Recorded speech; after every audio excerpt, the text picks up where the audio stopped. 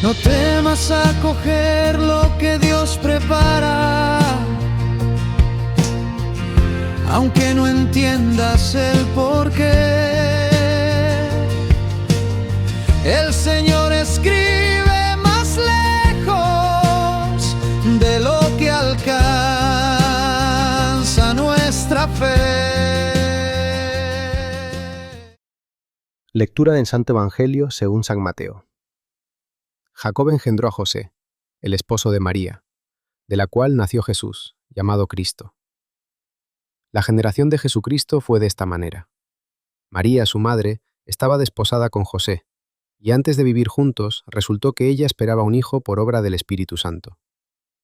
José, su esposo, como era justo y no quería difamarla, decidió repudiarla en privado. Pero apenas había tomado esta resolución, se le apareció en sueños un ángel del Señor que le dijo: José, hijo de David, no temas acoger a María tu mujer, porque la criatura que hay en ella viene del Espíritu Santo. Dará a luz un hijo, y tú le pondrás por nombre Jesús, porque él salvará a su pueblo de sus pecados. Cuando José se despertó, hizo lo que le había mandado el ángel del Señor. Palabra del Señor. Seguimos en este tiempo de Cuaresma, y la Iglesia nos hace caminar este tiempo como un verdadero itinerario interior. No es solo un periodo de penitencia exterior, ni una costumbre de calendario. Es un camino que prepara el corazón para la Pascua.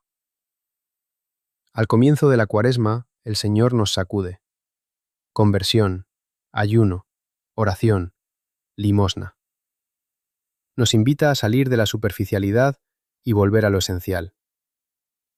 Después, poco a poco, los evangelios empiezan a mostrarnos algo más profundo. La tensión que rodea a Jesús, la resistencia del corazón humano ante la verdad, el conflicto que se va gestando alrededor de su persona. La liturgia va estrechando el camino hacia Jerusalén. Todo empieza a orientarse hacia la hora de Cristo, hacia la entrega total del Hijo. La Pascua está en el horizonte, pero antes de llegar a la cruz, la Iglesia introduce hoy una figura inesperada: San José. Y no es una interrupción del camino cuaresmal, es una clave para comprenderlo. Porque antes de que Cristo saliera a predicar, antes de los milagros, antes del enfrentamiento con el mundo, hubo una etapa silenciosa en Nazaret. Años ocultos donde el Hijo de Dios creció dentro de una familia, aprendiendo un oficio, viviendo la vida ordinaria de su pueblo. Ese espacio donde el misterio de Dios habitó fue custodiado por un hombre que apenas habla en el Evangelio, pero cuya obediencia sostuvo todo el comienzo de la historia de la salvación. Ese hombre es José. El Evangelio lo llama justo, y en la Biblia esa palabra no describe simplemente a alguien correcto o cumplidor. El justo es el hombre cuya vida está alineada con Dios, el que escucha antes de actuar, el que no se pone a sí mismo como medida de todas las cosas. Esa justicia se revela en el momento más oscuro de su vida. Cuando descubre que María está encinta, todo lo que había imaginado para su futuro se desmorona. Su proyecto de familia, su tranquilidad, su reputación en la aldea, todo queda envuelto en una situación que no comprende. En un pueblo pequeño, aquello no era un asunto privado. Era una crisis que podía marcar a una persona para siempre. José se encuentra ante una decisión que define su vida. Podría reaccionar defendiendo su honor o imponiendo su lógica a la situación. Sin embargo, su corazón funciona de otra manera.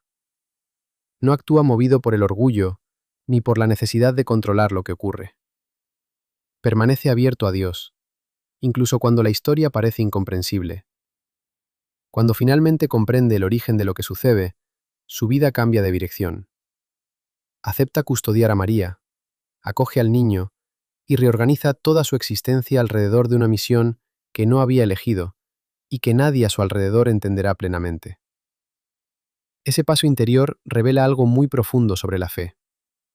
Hay momentos en los que una persona cree tener su vida ordenada: trabajo, estabilidad, planes claros para el futuro. Y de repente algo rompe ese equilibrio.